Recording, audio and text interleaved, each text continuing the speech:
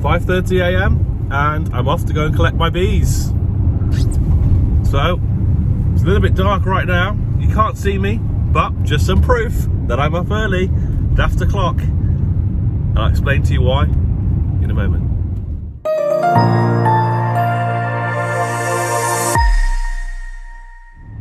So an hour in now, and it's an early start. You can see it's an early start, and I don't use makeup obviously, as you can see. So I pulled over now, just have a bit of a break from the old driving. An early start is it always makes you feel like you're going on holiday to the airport.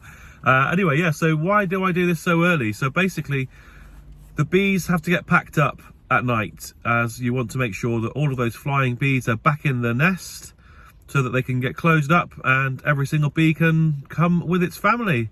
And I make sure that I leave early for collection because you want the bees to be in the least stressful position that they possibly can be in, as you know, I'm the one that's disturbing their world, so I need to make sure that I do everything I can to make things good for them. So basically, leave it early. I'm going to go and collect them. I'll be there at around about 8:30, 9 o'clock in the morning, so I can then transfer them into the car. So I'm going to show you me picking them up and popping them in the car, so you can see how you need to do it, and also setting the car up. So we need to make sure that the car is cool, it's well ventilated, so that the bees are not going to overheat, because obviously they're trapped inside their nest. They won't be stressed out. There's not zillions of them in there. There's going to be 5 frames. There's going to be brood in all stages over at least 3 of those frames, and then I'm going to take them straight to the apiary to set them up in their new home. So on to the next section of the journey. Hang on. Why don't you just get them in the post? Seems a bit of a waste of time to me. Bees that come through the post, and that would obviously save me the effort of having to travel around. However, I'm buying 5 nukes, and I just thought that I may as well just go and pick them up. Obviously they can get posted, and posting them is fine, but obviously there are issues. You've got to make sure that you choose the right courier service to make sure that they are handling the bees correctly. So I do sell mine through the post, but I do always recommend the best thing to do is to go and pick them up, because you then get to see the environment that they've been reared in. And you may turn up to somewhere like ours and be like, wow, this place is amazing. These people, obviously, they're looking after their bees. They know what they're doing. And you may turn up to other places and think, oh my goodness, like, how one of these bees being reared?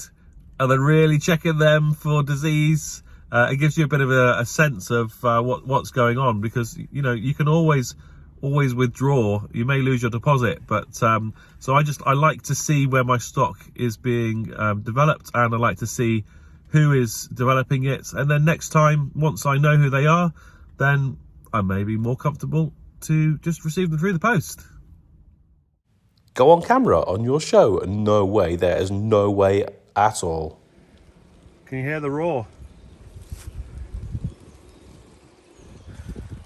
One of the bees escaped. So I have here some feeders, some spare frames for the boxes. This is keeping them down, keeping the weight down. As you'll see, you put the boxes in this direction so that if you have to brake suddenly, the frames all shunt forwards. If the boxes were rotated, the frames would be in sideways, and the frames would flap, and they could possibly crush the bees or crush the queen. So you'll see here as well, there's some gaffer tape on the side of the box to keep the lid down. The perfect transportation. Only one bee got out to say hello, and it didn't sting me. So I have my crown boards here. I've got some feed in the car, which is already loaded up with some Hive Alive, which is some nutritious goodies based from seaweed. I've got my main hives here. I've got some stands which I've been distributing over into the sunlight. So this is where the bees are going to be positioned. 1, 2, 3. This one's in the shade now, but I think it's likely to get a bit more of the morning sun in that position. But I have seen quite a few local dark bees as well around. So I'm going to leave a couple of these boxes here as bait hives just to see what we can gather. So the first thing to do is to place these boxes in position. We'll let them do their orientation flight, leave them there for an hour or so to chill out while I get their hives ready, get the feed ready, and then they can go straight into their new homes because I did this on a beautiful day. Bees in position. Nice beautiful view for them. They're positioning this way, facing out away from the building. So here we go. Let's let them loose. We need to put them here for an hour basically. We're going to open up the flight hole, let them orientate themselves to the spot and relax because they've had a long journey. And then once they are settled, I'm going to then take them from this box and place them into their new hive. So thank you so much to the sponsors. Are you ready for your bees to take their maiden flight in the forest?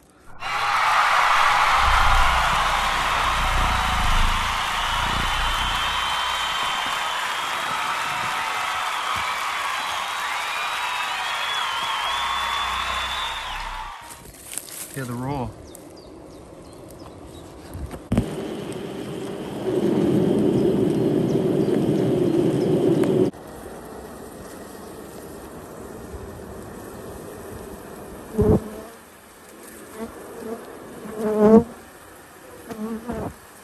So these are open mated. You can see that there's a mixture of some darker bees here as well.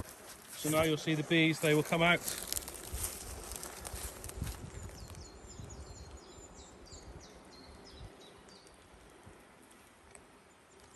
And they will start to spin around, circle around, getting themselves orientated to the spot. So they know that this is home. The box is not their home. The GPS, the coordinates is their home. You see how they're spinning, circling around, they're getting their bearings. So they'll fly up and up and up and up and up, realizing this is their new home, and they will keep on coming back to this spot. So when I replace this box for their hive in a moment, they will just fly straight into the hive because they're coming back to this exact spot each time. Right, let's move on to the next one. That's a good healthy one.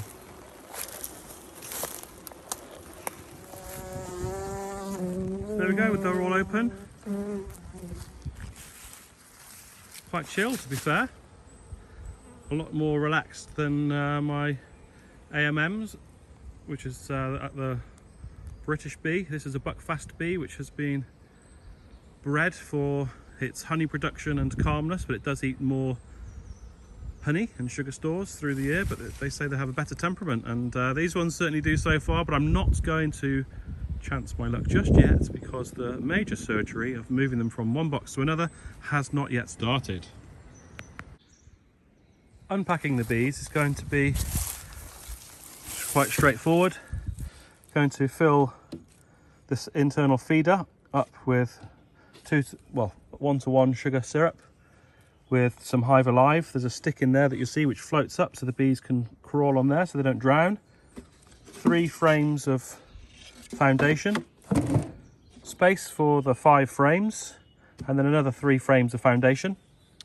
And then I have my queen excluder which will go on top. I'm only putting that on because it's here. You don't need to do that right now. Crown board. Now these have got the feeder holes in and also ventilation, so you can either choose to cover these up or leave them as they are, and then the lid. And I've got a strap as well, so that is going to be the process. So we're going to unpackage the bees. I'm going to take 2 of these frames out to create some room. So here we see they're all settling in now, relaxing a bit.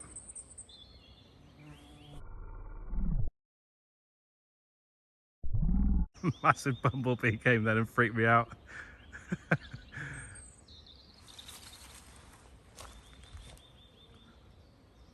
But yeah, they do say that the buckfast have got a really good temperament, and I can see why they say that. And these are going to be the ones that I'll be doing my training with. So any new beginners may like to, if they're going to be handling the bees a lot, go for the Buckfast version. I prefer the AMM myself because it's a native British bee, and they're the ones that I tend to be selling the most of for people who want to have hives with local bees. But if you're going to want honey production and a mild temperament of a bee, then the Buckfast are a really good option. So we'll get the sugar syrup now going into the feeders. 12 litres of syrup I've got into these 5. So the reason why I'm putting syrup in is we need to obviously boost the bees. They've only just been coming through the winter, so they need as much stores as they can possibly get as they grow now. And this has also got Hive Alive in it, which supposedly boosts your bee numbers by 89%. And because they've only got the foundation in there, they've got to obviously draw out a lot of wax. So I'm giving them an extra boost here to be able to help them to draw out the wax on the foundation frames to make it into comb for the queen to be able to boost her laying production. Plenty of activity now.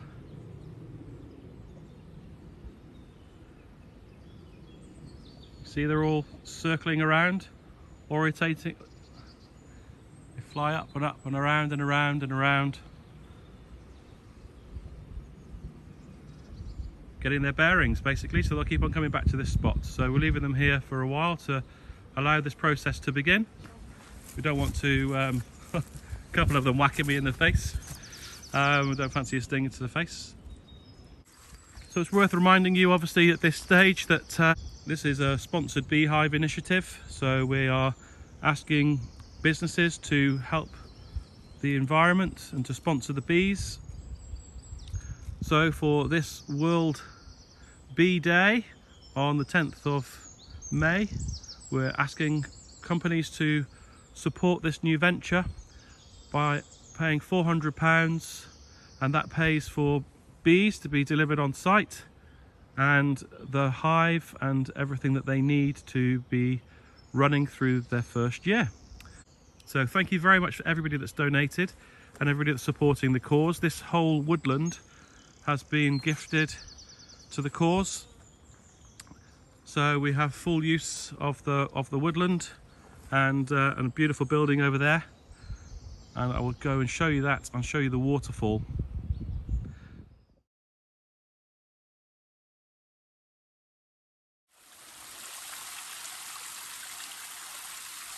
Isn't this just beautiful?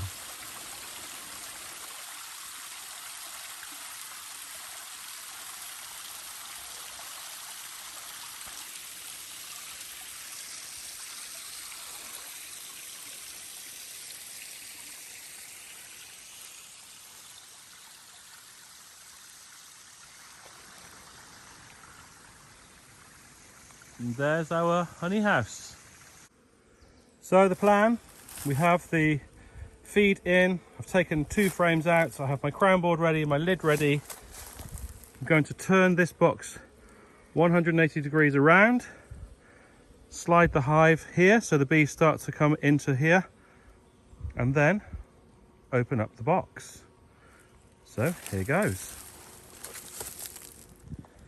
So now we're just going to take them in the order that they're in and place them straight in. Just going to turn the camera off for this though, just to make it as gentle as possible for the bees. So there we go, they're all in. Push them up. Went in the same order that they came in. There's actually a marked queen in here with a white dot. None of the other ones have been marked, but that's fine, I don't mark mine anyway. But there we go. They're all in, so crown board on, and the queen excluder isn't around yet on this one. Roof on, and there we go. Just got to put the entrance into that one. So the 5 hives are in. Now just time to let them settle down and have a quick clear up. All finished, a successful day. So 1 baked hive, 1 mediocre one. It was good, it's good, it's good, it's good. This is booming though, so when you look at this nuke and then I had a look at this nuke, I want them more like this one. It literally had, it was just totally rammed with bees. There was no food left. So I'm gonna have to come and replace this, top this feed up pretty soon. This one was okay. And then those two, they were also awesome. So all in all, I'm very happy with that. You'll see I've got a bait hive as well set up over there. So basically what I've done is I have popped a brick inside and just to weigh it down for the frame. It smells of bees. It's probably not going to work, but I don't need these at the moment, so I may as well leave them here, hey? Put one in the tree up there, another one here, and another one up there. So we'll see what happens. But that is a successful day, and the buckfast bees temperament is amazing.